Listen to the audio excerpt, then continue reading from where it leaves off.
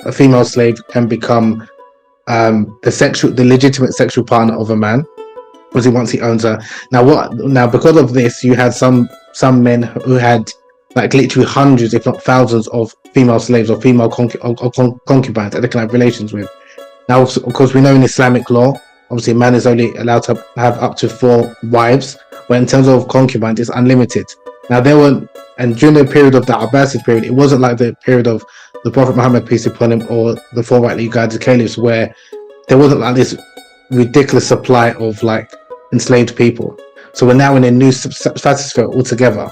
And what you had is a number of the Muslims, and this is what Al-Jahiz was speaking about, they started to prefer slave women over even their own wives. Really? The reason being is because Muslim women who are free, they have to wear the hijab. So you cover their body, cover their hair. Whereas if you're an enslaved woman, you don't have to wear the hijab. In fact, you're not supposed to fully cover, you're not supposed to wear the jilbab like a free woman. And there's reports, I know that some Muslims might be shocked by this, but there's even reports that Umar bin Khattab rebuked a slave woman who was dressing like a free woman and told her that you shouldn't be wearing the jilbab like a free woman. The hijab is legislated for a free woman. And again, I know Muslims again might be shocked by this, because we have this idea, or many people have this idea, that all of the women, even non-Muslim women, were fully covered. That was not the case. So you had in like in Medina a great scholar called Abdul Malik ibn Habib, who was a 9th century scholar, an Andalusian scholar, who wrote a book called Adab al-Nisa. He spoke about when he went to Medina, and he was just around the period of Al-Jahiz as well. He spoke about when he went to Medina, he was shocked at the amount of beautiful women who wasn't even covered, like in terms of they were bare-chested. And he spoke about this in the 9th century. Similarly, you had Imam Malik prior to him, he spoke about, and he was troubled, although he knew that it wasn't required by Islamic law for the women to cover their chest. He just asked the governor to try and make it, like, enforce when you it. say chest, what does that mean? Their breasts, yeah, they were bare-chested, so their hair was out, because they wasn't required. Cleavage and stuff like that. Yeah, not the cleavage, the breast was out. So it's important that people understand this, because... And sorry, brother. We need to stop here. Let's stop here. You mean to tell me that in the 9th century, in Medina, not London, not Paris, there were women who had hair out, and you could see the breasts, effectively, in Medina? Is that what we're saying here? And Islamically speaking, the law does not require for them to cover that up because they're not Muslim? Am I misunderstanding what you've said, or is that... No, the law doesn't require to cover them up. Even the Muslims.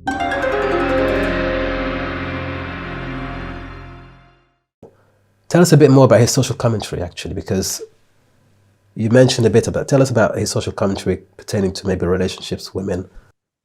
Yeah, so... And again, this... I mean, his social commentary is, again, it's fascinating, because he spoke about anti-black, whatever you want to call it, racism or anti-black sentiment that was prevalent, unfortunately, in the Muslim community in Iraq. He spoke about the way a number of religious scholars started to denigrate and speak ill of divorced women, and I'll touch on what he meant by that. He spoke about how slave women were treated. Now, also, I didn't mention this before, but as the Muslim, especially from during the Umayyad period and extended to the Abbasid period, the Muslims obviously was conquering various lands, obviously outside of the Arabian Peninsula. That brought with it not only wealth in terms of like monetary wealth, but also slaves, both male slaves and female slaves. Now, obviously, we know that a female slave can become the legitimate sexual partner of a man, obviously once he owns her. Now, because of this, you had some men who had like literally hundreds, if not thousands, of female slaves or female concubines that they can have relations with. Now, of course, we know in Islamic law, obviously, a man is only allowed to have up to 4 wives, but in terms of concubines, it's unlimited. Now, and during the period of the Abbasid period, it wasn't like the period of the Prophet Muhammad, peace be upon him, or the 4 rightly guided caliphs, where there wasn't like this ridiculous supply of like enslaved people. So we're now in a new stratosphere altogether. And what you had is a number of the Muslims, and this is what Al-Jahiz was speaking about, they started to prefer slave women over even their own wives. Really? The reason being is because Muslim women who are free, they have to wear the hijab. to cover their body, cover their hair. Whereas if you're an enslaved woman, you don't have to wear the hijab. In fact, you're not supposed to fully cover. You're not supposed to wear the jilbab like a free woman. And there's reports. I know that some Muslims might be shocked by this, but there's even reports that Umar bin Khattab rebuked a slave woman who was dressing like a free woman and told her that you shouldn't be wearing the jilbab like a free woman. The hijab is legislated for a free woman. And again, I know Muslims again might be shocked by this because we have this idea, or many people have this idea that all of the women, even non-Muslim women, were fully covered. That was not the case. So you had in like in Medina a great scholar called Abdul Malik ibn Habib, who was a 9th century scholar, an Andalusian scholar who wrote a book called Adabun Nisa. He spoke about when he went to Medina, and he was just around the period of Al-Jahiz as well. He spoke about when he went to Medina, he was shocked at the amount of beautiful women who wasn't even covered, like in terms of they were bare-chested. And he spoke about this in the 9th century. Similarly, you had Imam Malik prior to him, he spoke about, and he was troubled, although he knew that it wasn't required by Islamic law for the women to cover their chest. He just asked the governor to try and make it. When you say chest, what does that mean? Their breasts, yeah, they were bare-chested, so their hair was out because they wasn't required. Cleavage and stuff like that. Yeah, not the cleavage, the breast was out. So it's important that people understand this because. And sorry, brother. We need to stop here. Let's stop here. You mean to tell me that in the 9th century, in Medina, not London, not Paris, there were women who had hair out and you could see the breasts effectively in Medina? Is that what we're saying here? And Islamically speaking, the law does not require for them to cover that up because they're not Muslim? Am I misunderstanding what you've said, or is that? No, the law doesn't require to cover them up, even the Muslims. So it's important that people, so even Muslim women who are slaves, they are not required to wear hijab. They didn't wear hijab. That's really interesting information. Linking hijab purely to Iman, that's not the case, because if you're a female slave, if you're a slave woman, you're not required to cover your hair. Okay, so this is taking a different twist, a turn in the conversation here. That's an interesting point, what you've said. I guess it can be interpreted in two ways. That, well, if it's not linked to Iman, I don't have to wear it. We're not going to talk about that. But what you... So let me clarify. Yes. As in, for example, in early part of Islam, before alcohol was prohibited, a Muslim can drink alcohol and still remain Muslim. Yes. When Allah's revealed the verse now, it's haram, now you can't drink it. So you don't link abstaining from alcohol linked to Iman. Oh, I see what you mean, yeah. I see what you mean. I see, yeah. The same way, praying 5 times a day is not linked to, well, now it is, but I'm saying in early Islam, before it was mandated, they prayed like once or twice a day in Mecca.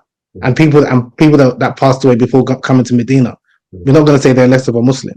Yes. The same way, like I said, when we're talking about like the different schools of the different Islamic schools, that the traditional approaches, if, for example, a scholar came across a hadith that they didn't believe it was authentic, they rejected the hadith, not they rejecting the statement of the Prophet sallallahu alaihi wasallam. God forbid, that's not what they're doing. Yeah. They don't believe the hadith is authentic. There's other scholars who believe the hadith is authentic, so they're taken from it and they're acting upon it, or they're trying to act upon it, or they're teaching it. So it's important that people understand this. But nowadays, again, as Muslims, I think we lack that nuance of understanding where people are coming from. But especially, yes, the hijab is linked to a Muslim woman, but it's linked to a free Muslim woman. Wow. And I know there's no slaves nowadays. Sorry to disrupt. It's a very interesting point you make here, because oftentimes we find, even online, where Muslims who are observing a video or documentary demand that every woman in that scene or shot should be made covered, even if she may not be a Muslim. I'm talking of cases where you're filming somewhere, there's a non-Muslim in the background, we want to cover her up. Is it not proper application of the law? Because as you said, Sayyidina Umar, he dissuaded people who are not Muslims and not free Muslim women to cover up, which gives it a very different kind of perspective, in that it's not a natural state for every woman to cover up. There's a social reality to it as well. And there's about 20 reports of that particular hadith of Umar telling the woman to cover up. It's not because she wasn't a Muslim, it's because she wasn't a free person. She was a Muslim, but not a free. Okay. And she covered up. to not wear to not, So he told her to take the hijab off yes, correct. because she wasn't free. Sorry, this has. Yes, it's important to understand it because even, and I know a lot of Muslims nowadays are uncomfortable by it, but if you're reading the Quran, Allah speaks about free people and then speaks about slaves, so you can't get away from it. I know that there's people who like to kind of make it out as if it didn't exist and things, and this is where, again, I think we have to be very clear and understand our history as well, because that's why you find even like non-Muslims who attack, especially Islam or black people, and say, "Oh, well, the Prophet Muhammad, peace be upon him, he had black slaves." And I'm like, yeah, but he also had Arab slaves. What's your point? But because I think we're so afraid of the topic, we'll deny that slavery existed. We'll deny that there were people who were slaves who were Muslim. No, you can be Muslim and be a slave, and they're not lesser of a believer in the eyes of Allah. So it's important that we understand that there's different stations, there's different rulings. Allah mentions that, and even to get your head around this logically, it can be difficult to understand that, and that's why we submit to the law. If a person commits fornication prior to marriage, the punishment is what? 100 lashes. If a slave commits fornication, what's the punishment? Half of that. Yeah. Now it's half of that. Now we don't know logically, but we submit because it's in the Quran. It's half of the punishment of a free person. But also, if you're looking at a slave is more likely, you could say, if you're looking at logically, to commit them because they've got more freedom than a free woman or a free man. Yeah. But still the punishment, and so you can say, oh, that's the reason why the punishment is less, but we're not really going based on our logic. It's because that is what is stated in the Quran. That's very interesting. That part is really very interesting because it really is interesting. And I have heard actually contemporary scholars, I'm talking in the 90s, very prominent scholars, I don't want to mention names, who have given fatwa, although it wasn't applicable in that day and age. It was a question brought forth that a Muslim woman who was a jariyah, that's a term, a slave woman, who was still a Muslim woman, does she have to cover up to pray? And he says, no, indeed, her aura is the same as that of a man. She could pray with a loincloth covering her navel to her knees. Everything else can be bare. She can pray like that. That's how she prays, right? And that was, wow. But that is accurate. That's accurate, isn't it? That's an accurate, yeah. It's accurate. Yeah, so the aura, and that's not a new... Yeah, he was just reiterating. Yeah, he's just reiterating, yes. A lot of the classical opinion is aura, like you mentioned, of a slave woman is the same as aura of a man. Even though she's a Muslim. Even if she's Muslim. So it's important that people understand that, because unfortunately, I think as Muslims, we've become, and I'm saying we as like collectively, like obsessed with women's bodies linked to their Iman. And I'm not saying that the hijab is not.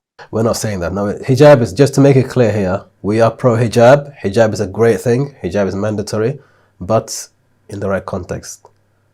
And just understanding, like, because you've got this idea that if a woman, because again, and the onus is on, because a lot of people place the onus on women to wear the hijab because of men.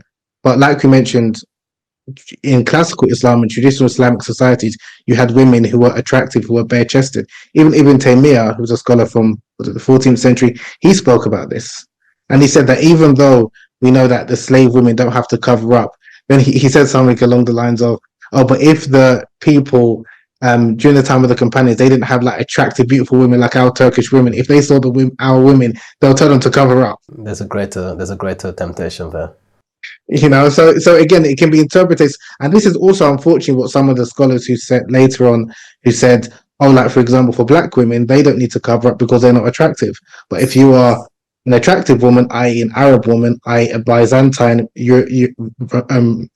Urumi woman, European woman, you have to cover up because they're more of a fitna.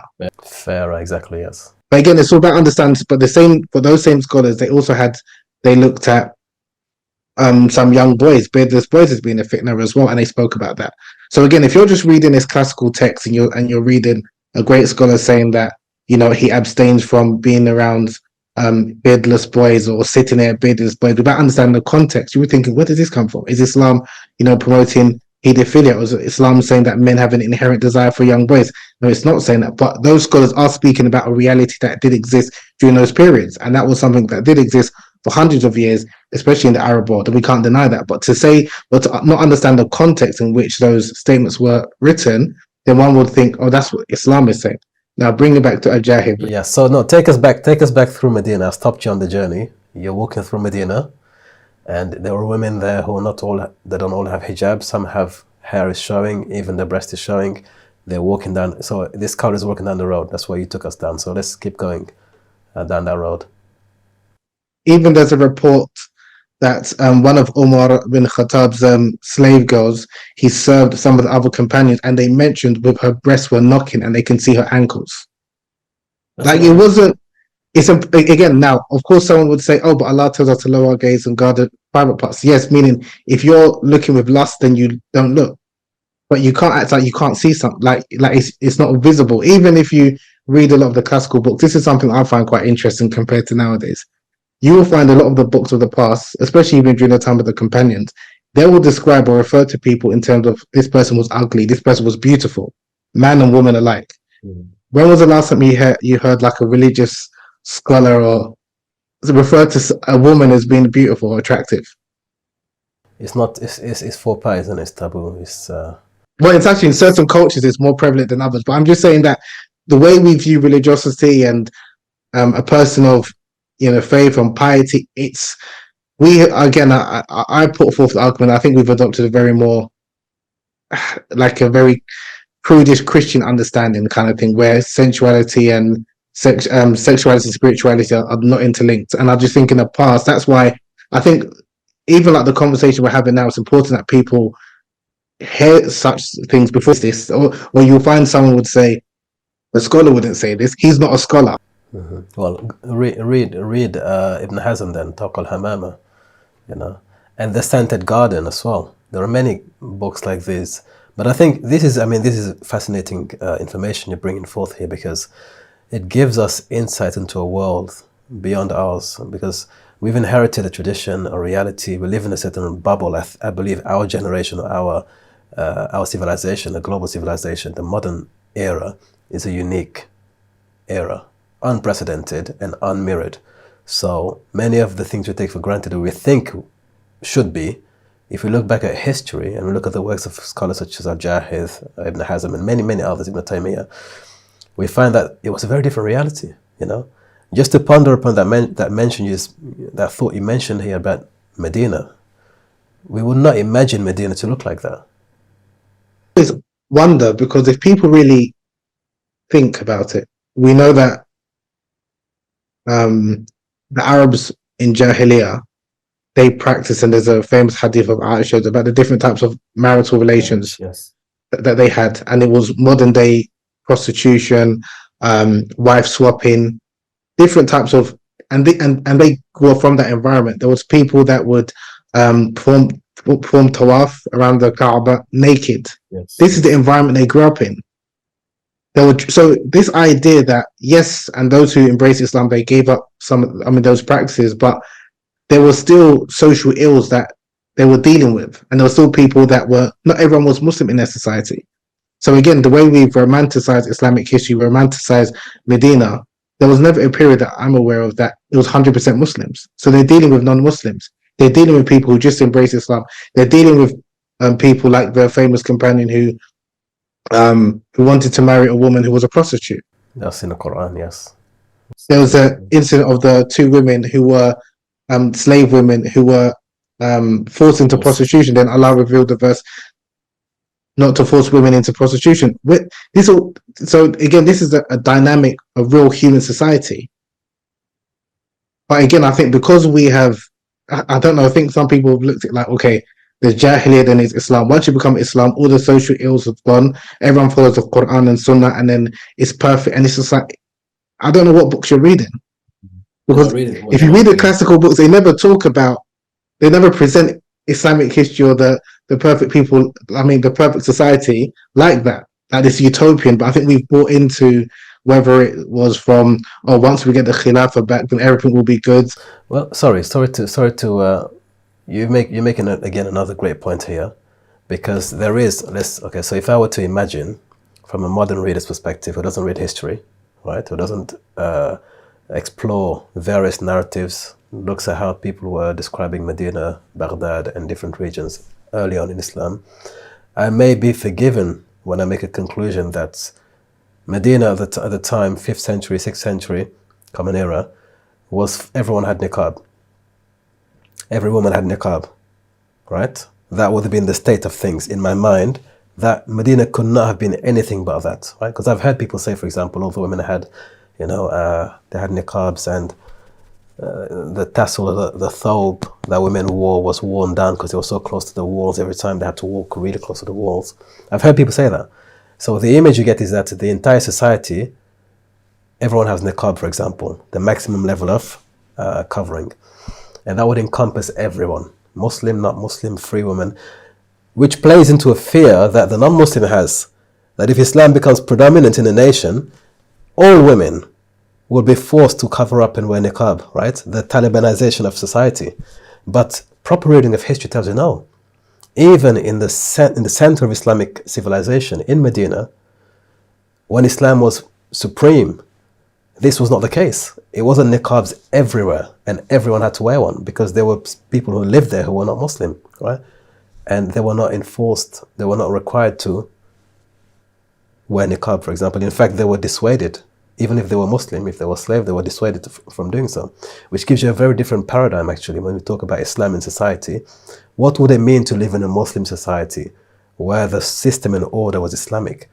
This perspective, which is a historical perspective, it's an accurate perspective, it's fantastic, because I'm not saying we don't want hijab, but it gives you a realistic perspective of what Islam would look like if it were to be prevalent in a society, in Medina being a case there. So it's an interesting point you're making, because again, some of the fears that people have of Islam, it comes from our misconception as well, because we think, no, they don't understand Islam, but we don't understand Islam either, do we? Because we've painted a past that did not exist at any point.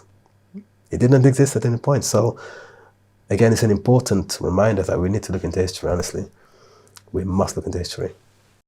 I agree. Because I think a number of people's, especially Muslims, perception that that's how Medina was is because of the Salafi Wahhabi movement, if I'm honest with you. Because they've projected that they've portrayed that image. Now we know that, from my understanding, the majority of Salafi scholars, or a large number, kind of put forth the idea that the niqab is compulsory.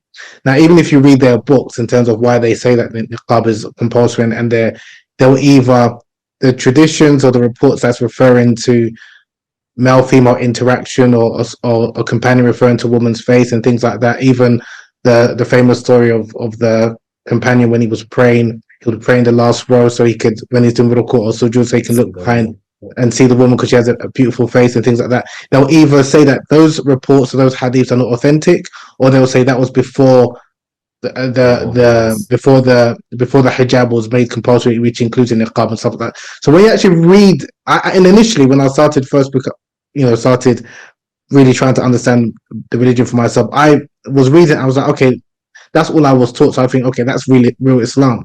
But the more I read, I was like, actually, I don't buy that argument. Although that's a respected opinion, because again, I'm not saying it's not, but the idea that I just don't believe it. There's too many evidence which suggests otherwise. But because, again, people who are maybe reading that argument that's put forth, the way they present the Medina society was if that was the case. So when they talk about when the verse of hijab was revealed, how the women, all of them, so they won't talk about, and even stories or books like by works such as Al-Jahiz and others, they would say don't read those books. He's a Mu'tazili, like you can't read that scholar. So the only sources that you're getting are from those scholars generally who are authenticating hadith that's agreeing with their stance, kind of thing. So that's why I think, and obviously again, if you're looking at where a lot of Muslims, especially follow like a Salafi understanding of Islam, they'll look at like Saudi, maybe not so much now, but as like the model kind of thing. And because culturally that is now seen as like the cultural dress for all women, that's how they back project and assume, okay, that's surely how it was during the time of the Prophet Muhammad, peace upon him. So when they're coming across these reports, I think a lot of people are befuddled. They don't know what to do with them. And again, I think it's one of the two approaches: either to say that those hadiths are not authentic, I've heard that many times, or like this particular scholar, we can't trust him, or this person is not reliable. He's not from the Salaf of the rightly guided of Ahlul Sunnah. So we reject everything that he has to say. But again, if any, I think when people, for educated mind, for someone who is actually really looking for the truth, we realize that okay, although that you might subscribe to that ideal, but to think that that was the case during the time of the Prophet Muhammad, peace upon him, and the early Muslims, there's too much evidence to suggest otherwise. I think it does a lot to ground the intellectual capacity, because unless we have certain strains and pressures on how we think of the past, we can go very wild in terms of going very far off on one direction or the other direction. One could be, well, let's just be all liberal because there was no rule, people could wear what they like, and the other could be, no, everybody wore the same uniform, units and outfits. That was Medina, and therefore when we recreate Medina in a modern epoch, for example, in certain places, when the Taliban took over, this was, in the media, this was it. Every woman has to wear the same. That was what you perceived as an Islamic state, an Islamic nation. When ISIS, a similar thing happened. In Saudi Arabia, it was known for that. All women wear, including the Filipino maids, right? So, and many of them were not Muslim, they're Christian. So that's the perception you get, which again, it projects a certain image of Islam as a system. In any society, it would impose this dress code upon all women, believers or not believers, which in itself is a disservice to Islam because that wasn't the reality going backwards. But again, the issue you mentioned here, and I think it's also a good point to further elaborate, that the niqab being compulsory has always been a discussion, especially in the modern era. I think there has been a reactionary movement to the colonization of Muslim lands, where we want to show our iman, we want to impose the fact that we actually still hold on to what we still have, which is our dress code. But there have been discussions actually, even within the Salafi camp. Sheikh Nasruddin al-Albani, for example, he wrote a book showing with the textual evidence, hadith evidence, why the niqab was not compulsory. And it was one of the reasons why actually, depending on how you take the narrative, he was basically removed from Saudi Arabia. So there was that within even the movement, there were arguments back and forth as to whether or not it was compulsory. But one of the points he makes, and you've just said that here, in Saudi Arabia it is a custom. It's a customary way of dressing. And so it makes it easier if you can back it up with hadith to legitimate it on everyone, but it was a customary choice and it worked for them in that society, but not necessarily, it's not a composite piece of the deen that you all have to wear niqab. That's another discussion. But again, I think it's an amazing line of thinking there that you've raised very interestingly. To conclude, because you began this interesting cycle by telling us that men in the time of Al-Jahiz preferred the concubines because they did not have to necessarily cover up. Can you just finish off on that, please? Yeah, so not only were so he wrote a treatise called Al-Qiyan. So like you mentioned, there's Jawarih or Jariya is referred to slave girls. Also Qiyan is like a specific type of slave woman who's known to be educated and obviously can sing, like the singing girls. And they used to entertain. Now again, I'm not saying that this is Islamic but this is something that was just a reality that used to happen in Baghdad. So amongst the caliph and a lot of the urban elites, they will have slave girls who will come and sing, and they would even recite poetry for a number of the men. And a lot of the men obviously took a liking to these women, to the point where obviously some of those men who owned these women and had intimate relations with them, they were fond of them to the point where they preferred them over their wives. And we know that most of or large number of the Abbasid caliphs in particular, they were children of slave women. And again, so I think people again romanticize Islamic history and think that it was, there was issues and there was contentions, and this is something that Jahid, he noticed, and he was like, and even spoke about how, why is it that a number of clerics, religious scholars, they would, if a free woman has been married before and she's now divorced, they will discourage men from marrying her as if she's been tainted.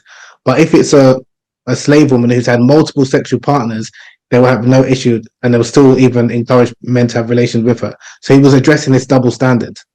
And it's like surprising because this was written in the 9th century. He was talking about, again, you could say somewhat the double standard of hypocrisy, where a woman who's had a legitimate relationship, legitimate marriage, it's not worked for whatever reason, and I don't like to use the word failed, it's not worked, or so come, they're divorced. A lot of men, he was talking about religious men, are looking down on this woman, saying that, because she's not pure, she's not a virgin, but they won't have the same stance towards a woman who's a concubine, who's had multiple sexual partners, legitimate, because again, she might have had several masters, but they won't speak ill of her. And they'll say that, yeah, it's still okay to have relations with her. And there was another scholar who spoke about, because again, at that time, a lot of the Byzantine women were coming into flux into the Muslim world, and a lot of the Arabs, especially the Arabs and Persians, they took a liking to the Byzantine women who were known to be very fair in complexion, blue-eyed, blonde-haired, and they became like the prized possession. So you had a number of men who they might marry an Arab woman for social reasons or whatever, family reasons, but in terms of who they loved and who they desired, a lot of times it was the enslaved white woman. And that was also what Ibn Hazm, he kind of referred to that as well, because obviously Andalusia had a lot of female, and there was a famous book, I think it's called White Gold, that talks about the enslavement of white women in Europe as well as North Africa. And again, a lot of this stuff is important that people understand, because, and as Muslims, I think it's important that we contextualize this and explain this to Muslim audiences, because unfortunately non-Muslims will take this and use it as an example to attack Islam, not realizing, these are Muslim practices, these are Muslim behaviors that's happened in history. We're not saying not everything a Muslim done or does is in line with Islamic teachings, but because unfortunately a lot of Muslims aren't able to differentiate between the two, or because they might find some problematic behaviors or some statements from some scholars, they will think this is representative of Islam, and they don't realize that even where you have some problematic behavior, you find even scholars or people speaking out or trying to correct that, which Al-Jahiz, like I said, that's why he was, because it's very rare, even like nowadays, to find someone to kind of publicly address the abuse or the mistreatment of, especially a group that is one of the weak ones. And the Prophet, peace upon him, referred to the women and enslaved people as part of the weak peoples, like children as well. So again, that's why for me he was a courageous scholar. He spoke about social ills, like I said. We touched on anti-black sentiment. We touched on the double standard that was shown towards divorced women. It's like actually this modern day conversation now that you have, that people talk about this, like body count, or if a woman has had a past before. It's a similar type of like rhetoric. So it's not like it's not anything new. And then obviously like the treatment towards concubines. And there's another book that he wrote called An-Nisa, where he said that he finds there's some men who are, he called them sanctimonious Sufis, self-righteous Sufis, who they'll talk about how they're very righteous and they're but he said they will fulfill all of the rights of their male relatives or their male friends, and they will boast of their stoicism, but anytime an attractive woman comes in their path, they crumble. So he was talking about like there's these type of men who they act like they're really pious and this, that, and the other, and maybe even look down upon women, but if maybe given the opportunity he'll crumble, kind of thing. So then he said that a lot of these men wouldn't fulfill the rights of their women folk, whether it's their sister, their mother, or their wives. So he wanted to write a book to list the values and the merits of women. So again, similarly how he wrote a book empowering black people, he also wrote another book empowering women. So again, for me, phenomenal writer, and he was one of the first scholars to write about erotology as well. So, but again, he doesn't get the credit that he deserves. So it will be As-Suyuti again. Don't get me wrong, he's another scholar that I do admire, and is one of the greatest scholars of Islam. But I'm just intrigued how Al-Jahiz, for whatever reason, he's oftentimes not credited by Muslims as well, that he won't be celebrated.